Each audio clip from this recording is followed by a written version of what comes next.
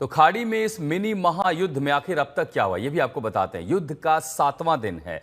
Khamenei की मौत के बाद से लगातार युद्ध का दायरा बढ़ा। जो हमला ईरान, अमेरिका और इजराइल के बीच था, अब वो युद्ध बढ़कर के खाड़ी देशों को अपनी चपेट में ले चुका है, जिसके चलते एक वैश्विक संकट खड़ा है। और उस वैश्विक संकट की जद में क्या एशिया, क्या अफ्रीका, क्या यूरोप, सारे कॉन्टिनेंट, सारे महाद्वीप इसकी जद में हैं, क्योंकि इससे ऊर्जा का संकट खड़ा हो सकता है। खासकर स्ट्रेट ऑफ हॉर्मुज से लेकर के इस बीच इस हमले में अमेरिका और इजराइल की ओर से इस्तेमाल सिर्फ मिसाइलों का नहीं हो रहा है, सिर्फ फाइटर जेट, कैरियर क्राफ्ट का नहीं हो रहा है, बल्कि हमने ये भी देखा है कि इस बीच सबमरीन का भी इस्तेमाल हुआ है, टॉर्पीडो का इस्तेमाल किया गया, जो दूसरे विश्व युद्ध के बाद नहीं हुआ था। हालांकि युद्ध से जुड़ी कुछ बड़ी बातें आपको बता देते हैं कि अब कैसे तेहरान में स्ट्रेटेजिक हमले अमेरिका के जारी हैं। एक स्टेडियम है, वहां धमाका हुआ है।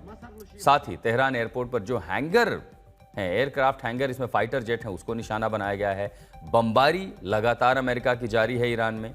वहीं पर ट्रंप ने यह कहा है कि खामनेई के बेटे मुस्तफा खामनेई की जो तख्तापोशी हुई है वो उनको मंजूर नहीं है, और ईरान में जो नेतृत्व देगा उसके चयन में अमेरिका की भूमिका होगी। इस बीच 4 मुस्लिम देशों पर हमले से तनाव है, फिर चाहे वो तुर्की हो या फिर अजरबैजान हो। अजरबैजान, टर्की, ओमान, साइप्रस में जो हमले हुए हैं, उसके बाद ये 4 जो इस्लामिक देश हैं वो भी निपटने के लिए हालात से तैयार हैं। उन्होंने अपनी सेना को तैयार पे रखा है, एयर डिफेंस सिस्टम को मजबूत कर दिया है, और इस बीच उन्होंने ईरान से माफी मांगने को भी कहा है।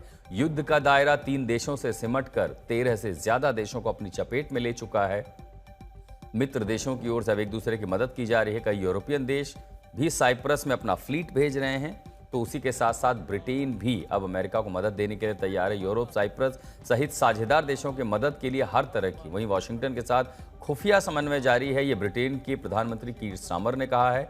कतर को टाइफून जेट भी भेजेगा ब्रिटेन, ताकि उसका एयर डिफेंस न सिर्फ मौजूद रहे, बल्कि एडवर्स स्थिति में उसके टाइफून जेट अब हमले भी कर सके। उधर ट्रंप क्या कह रहे हैं कि खामनेई को चुन करके ईरान अपना समय बर्बाद कर रहा है। मुस्तफा खामनेई का नेतृत्व उसे मंजूर नहीं है, खामनेई का बेटा ट्रंप को मंजूर नहीं है, और ऐसे में ईरान की बागडोर जिसके हाथ में होगी उसका फैसला ट्रंप करेंगे। वो कहते हैं कि मुस्तफा खामनेई नासमझ हैं और नियुक्ति में मुझे शामिल होना होगा।